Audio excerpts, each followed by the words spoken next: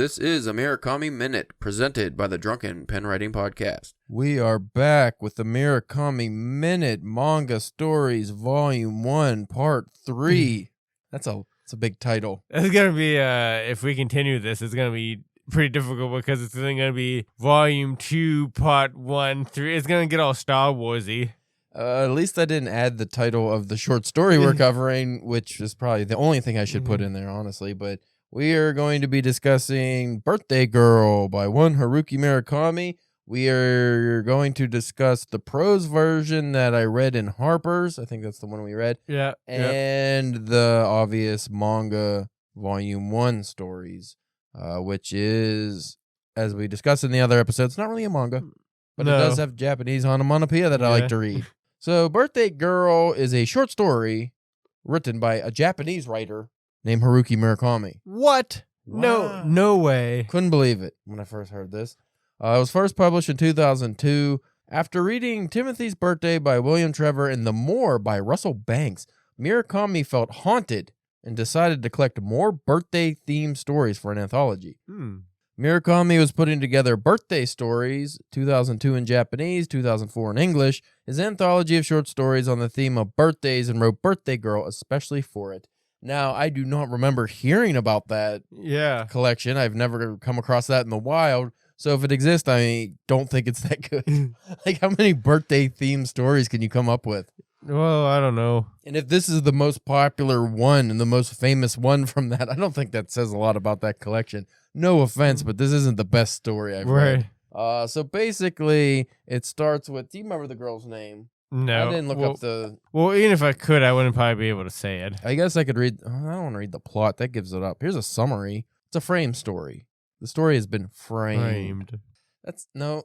Spencer tried to make a square or rectangle with his hand. It just ended up doing the diamond cutter. I don't know why you had to do the bang without saying bang, though. I found that gross. You had to say bang. Well, I didn't want to scream it into the microphone and everything. Scared the fuck out of everybody. Especially since they didn't see the hands. They had no idea what's going on. What the fuck? So a married woman with children recounts to her friend what happened on her 20th birthday, the age of majority in Japan at the time this was written. What's that mean? Wait, it actually has a hyperlink for age of majority, so let's see what that is about first. The age of majority, also known as legal age, is the threshold of legal adulthood as recognized, declared by law. Well, that's actually kind of good. You know, stereotype would be like 14 over there, you know what I mean, because of the weird stuff, but it actually being later than, like, you know, because of, you know, America's 18, they're 20. Yeah. America's weird, though, because it's 18 to be adult, 21 to drink and smoke, and 18 to vote, though, and own guns. And then, what, like 25 to rent a car? 25 to rent a car. And maybe to rent a motel or something, too. I don't remember. I feel like that's probably 21. I don't think anybody knows. I think the people at the motels aren't checking IDs. They should be. Unless it's a murder motel, they should be checking IDs. They're going to get ripped off. A lot of drifters go to motels. You know, where was I? So the age of majority in Japan at the time this was written, in 2022, it was changed to 18. So now it's, but the rest of the, not the rest of the world, just us. I don't know about the other world. Germans drink at like 12. I don't know the rules. So anyway, the woman begins by saying she spent the day working overtime as a waitress at an Italian restaurant in Roppongi because her friend called in sick at the last minute. Besides the fact that sucks, having to work on your birthday. It would be a different experience, I think, to be a Japanese person in Japan working at an Italian restaurant. Yeah. It would be like being an Italian working in a Japanese restaurant. Vice versa, I guess. Well, you'd think they probably would have different, you know, like how even, you know, we have Italian restaurants over here and, you know, different. I've seen a bunch of videos of people eating at Italian restaurants in Japan, and it's various degrees of... I mean, is it really any different than an Italian restaurant here that's not owned by Italians? Yeah. You know, or Chinese restaurant. None of them are actually like Chinese food. It's fake Chinese food. Americanized Chinese food. The reclusive owner of the restaurant who lives on the 6th floor gets his food delivered to him room service style by the manager of the restaurant every night at 8 p.m. The manager falls ill the night of the woman's birthday, so the woman is delegated the responsibility of bringing the owner his food. This is the first person other than the manager to go up to this room, by the way. The woman knocks on the door that evening and finds an elderly man at the door. After explaining the situation, he invites her into the room and asks her for 5 minutes of her time. She agrees. Could be a little spicy. Ew. That's gross. Like old wasabi. It's spicy, but it doesn't taste good. He asks how old she is, and she responds that she is 20 now, indirectly telling him that today is her birthday. After saying happy birthday to her, he tells her that he can grant her one wish. She makes her wish, leaves the room, and never meets the owner again. This is where the story pisses me off, Spencer. Makes me upset. Her friend asked her if her wish came true. This is in the future. Now she's an old hag of 30 or something. Her friend asked her if her wish came true, and she would have wished for something else in hindsight.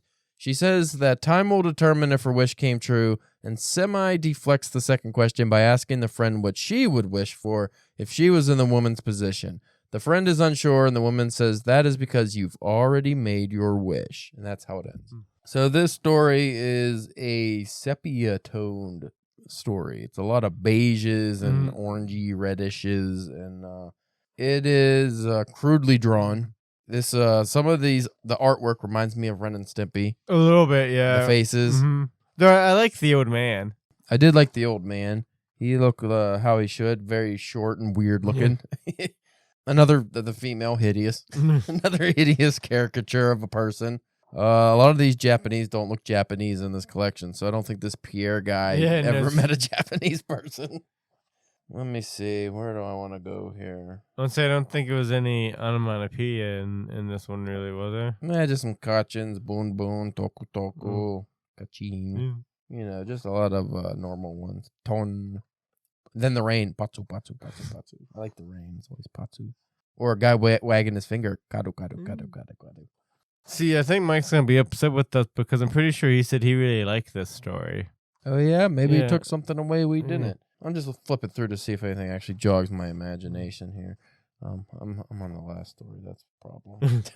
The art changed drastically, and I was like, wait, why does it look good now? Like, this is the wrong story. So, is this pretty much because not knowing what she wished for? I don't like the ambiguous nature of this. The prose version dives deeper into the ambiance of like the rain falling outside the restaurant and just the setting in general almost being its own story, which Murakami does a lot.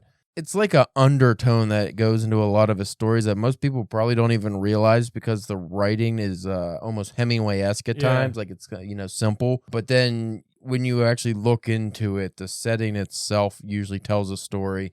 Then that kind of, if you go back and reread it with that in mind, you might take something else away from the story. The manga, I was just trying to see if that's, shown in the manga version here. I mean, it shows the rain and stuff, which I actually do like the depictions. Like you see Tokyo Tower through a wet window. Yeah. That looks pretty cool. Let me see I didn't take any notes on this. Probably your least favorite of the collection. We'll get to that in a minute. So there is a brief analysis here. The setting creates an intense mood for the story. The incessant rain creates an atmosphere that disrupts the ordinary, mundane circumstances of serving tables on one's 20th birthday. Like most Murakami tales, there's a story within a story which adds to the work's effect. So that's basically what I was saying. Again, that doesn't necessarily show, it doesn't shine through in the manga adaptation as much, but it's still there. Like, you do get all the panels of just the rain and the ambiance. So the artist actually did make it a point to have those elements. Like, you didn't leave them out. It's just you can't, at least for me, when I see it visually versus seeing it in my head, it's different. Yeah. Because when you see it in your head, like rain falling and stuff, you're hearing it. You're maybe even smelling the scent. Like, you have those other senses. When you just see it, at least for me, I was just like, ooh, it's a pretty picture. And then I just kind of, I don't know, my other senses aren't as involved as they could be. Yeah, the story, I liked most of it. It was just the ambiguous ending of, not only didn't you find out what she wished for, which is the whole point of the story, but then it's kind of made where, like, the old guy asked her before he's done. He's like, well, because he could grant her any wish. I think he says, oh, you want to be beautiful, you want to be rich, blah, blah, blah. And then when she makes her wish, she's like, I never would have expected a wish like that from, you. And what are you going to do? Is that, you sure that's what you want? She's like, yeah. And then it's made to believe like it was some grander wish that's unique. And obviously at the ending, it tells you it takes time to come to fruition. I'm just like, the fuck could it be? And I just think You think it's Murakami like just didn't have any wish in You mind. think it was just like just to be like happy or content or something like something just like random like that? I have a feeling it probably touches on some Buddhist beliefs of life or something where it's like, like you just said, the happiness and it has to come over time and it's more Yeah, 'cause about the didn't she talk reflection. about her parents? Weren't they like priests or something? I don't remember. I think so. But yeah, it goes into like, I think it wants you to, like the Buddhist philosophy of reflecting on your life. And it's the culmination of your life that makes a life, not just moments. So I think maybe that's what it's going for. But yeah, Mike said he liked that. I'd really like to hear his opinion on it because I think I got hung up on the ending. Mm. Like most of these Murakami stories that we've been reading over the past few years, a lot of the story takes you on a cool ride and you go through some interesting elements and things that make you think. But then just like the last week's episode with the guy trying to find something that isn't there, it's like it's too vague. Right. Or I feel like people were picking stuff out that isn't there. or it's like it's vague and too short. Like, Yeah. like one thing if it was kind of vague, but you would have more time to build on that, you know what I mean? So you could really get into it, but it just kind of feels like rushed almost. Yeah, like we did last episode, I went on Reddit to try to see what some people thought of this story. And one of the top things I saw, I just finished the Birthday Girl short story. It was just beautiful. I am now left with this strange feeling of curiosity, especially the last line, maybe you've already made your wish.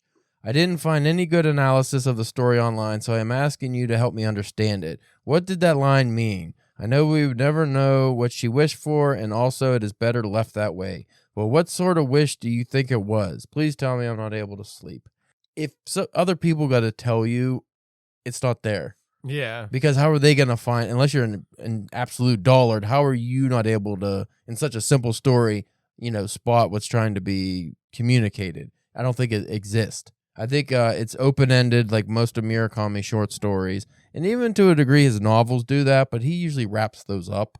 Like you have an ending. Mm-hmm. I don't know why we get stories with no endings here. It's kind of frustrating to me. I'm also coming at this from the aspect of being a writer, Right. like a perspective of being a writer. I'm like, okay, if I wrote this, I wouldn't just like, okay. You'd probably have trouble getting it published. If Caleb James K wrote the exact same story word for word and submitted that, Harper wouldn't even fucking read it. New Yorker, GQ, none of them would even read it. So I would have to go to some, lower end literary magazine and they would be like, this is stupid. What are you trying to say here? It's like, I just think the celebrity is able to bring about, a little bit of grace when it comes to getting these things published and paid for. Here is a different aspect, though, that you probably didn't think about, which we did not discuss in the last few episodes. The elements of the actual Japanese language. You don't get that in these stories, obviously, because the short story we read was a translation, and the manga is an adaptation / translation. Yeah. So I don't know how much you lose in that, but I could see that in the original Japanese, these ideas that Haruki Murakami is putting forth would flourish a lot better than what we are able to get in the English versions because it's more subtle and that doesn't carry over to English necessarily. Right. Like the subtle aspects of like Japanese imagery usually doesn't carry over. And I think that's with like a lot of those sound effects too, I think. Yeah. Because I think like, over there with the way that they like sound effects and onomatopoeia works like that, it's different and like, like because especially like in that story, they're always kind of placed like sort of like, they're very small. They're not like with like the Super Frog where like the the onomatopoeia was like, loud and taking up a good chunk of the page or anything like that.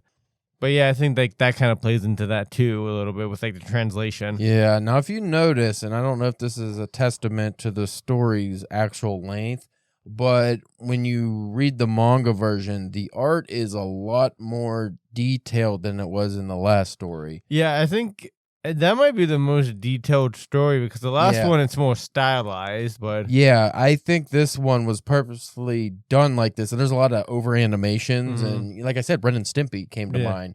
And I think that is because it's trying to make up for the lack of story.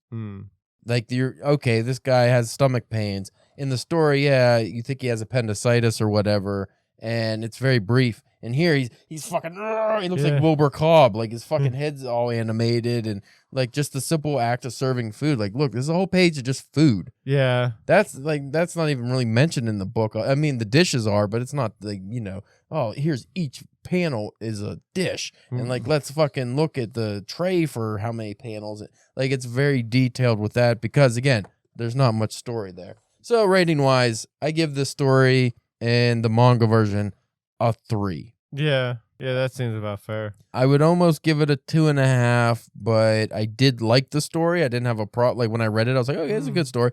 But I didn't, again, until we cover this, I completely forgot most of what it was about. Yeah. And I just don't think it's a lasting story.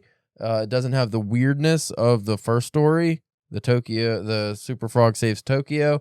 It doesn't have like the philosophical bits where I'm likely to find it has. So this one is probably the most mundane of the stories. Like there's a wish, but you don't even know if it's actually granted. Mm-hmm. It makes it sound like it wasn't. Yeah. Like if she just wished I had a good life, which is what my basis is, like, it's probably what she wished for. Well, that's subjective. And again, at the end, it's like, okay, did you? Well, I haven't found out yet. Yeah. So that's one of those things like you could have had a good life without making a wish. The last story that we're covering next week, The Seventh Man, I think was my favorite. I like the prose version a lot, and that one I'll have to do some reflecting when when we cover it. I want to say that one probably would be a 4 for me. Yeah, well, yeah. It's a little preemptive. Like I said, I have to go back and check like the manga version too. I think the manga version was a little less rated in my opinion, but we will see you next week. We won't see you, but you'll hear us. Yes. Hopefully, if you're listening this far. So we'll check you out next week with another Murakami Minute, Part 4, The Seventh Man.